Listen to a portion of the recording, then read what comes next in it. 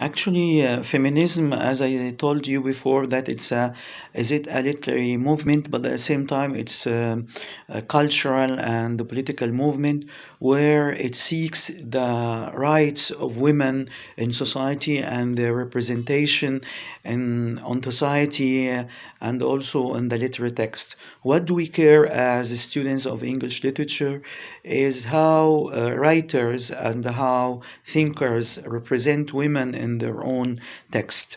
One of the most important feminist writer who is considered to be the pioneer of feminism on the 20th century literature is Virginia Woolf. And Virginia Woolf herself, she has called for the liberation of women and at the same time for the empowering women. One of her important texts is A Rooms of One's Own. And A Rooms of One's Own in Arabic means غرفة تخص المرأة وحدها أو المرء وحده أو المرء وحده. And this one, she was talking about how a woman should be independent financially in order to be a creative writer. She first of all she must have a room of her own. She must have a desk. She must be respected as a productive and a creative human being. Um, Also, she gave us a very important example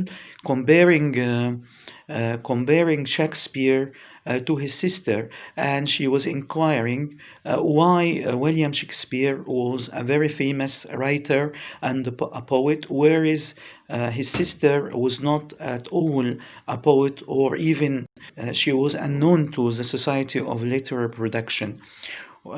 The justification was mentioned or was said that Shakespeare's sister never went to school. She has never gone to a creative workshop. She didn't work as an actress or in the field of the theater because women at that time were not allowed to act. And if the men can play the women's role on the stage, that's why you don't have a Shakespeare sister. Virginia Woolf herself stressed the importance of reading and educating women either in schools or at the universities, and at the same time giving women the right for free creative impulse to be expressed in books and novels.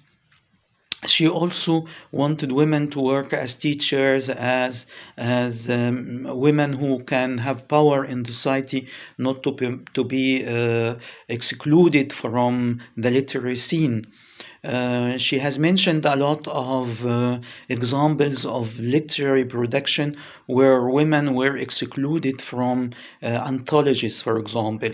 That if you have even Norton Anthology, for example, which is a very famous book for writers, you will see that women are very, very, very little exemplified, whereas men are having a lot of space into the anthology.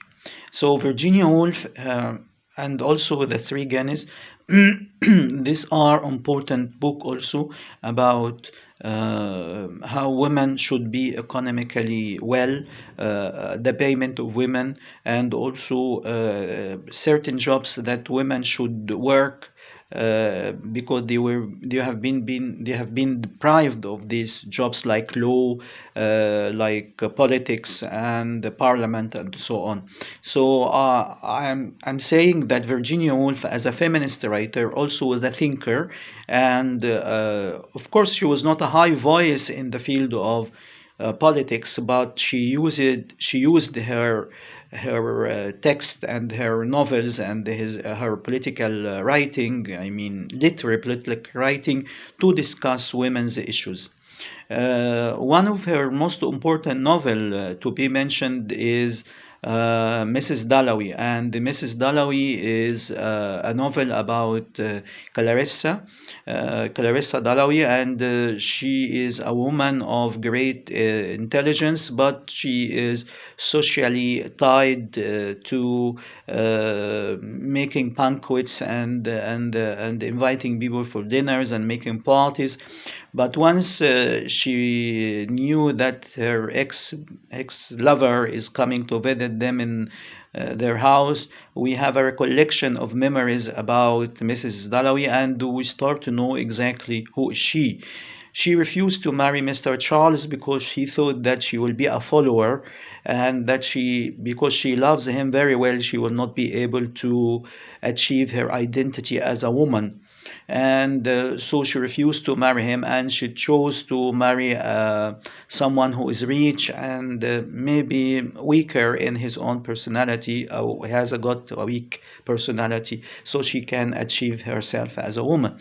And by comparing Mr. Dalloway to Mr. Charles, we will see how Clarissa herself is someone who seeks independence, regardless being accused of socially trivial woman, but her mental activity and the stream of consciousness which Virginia Woolf used to reflect the character of Mrs. Dalloway has proved that Mrs. Dalloway is a great person, and she knows a lot about her position as a woman and deficiencies which woman faces in her own society.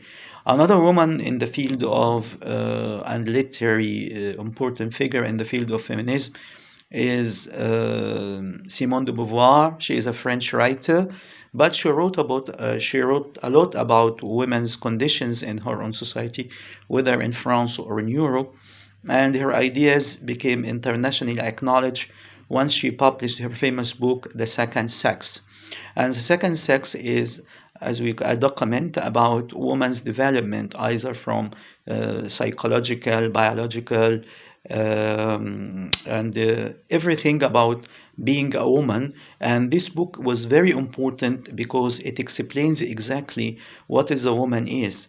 And this kind of explanation, either from a scientific point of view or a philosophical point of view, gives us a very important insight about who is Simone de Beauvoir and her relationship to the gender of woman, and how we can judge a woman and her position in our society.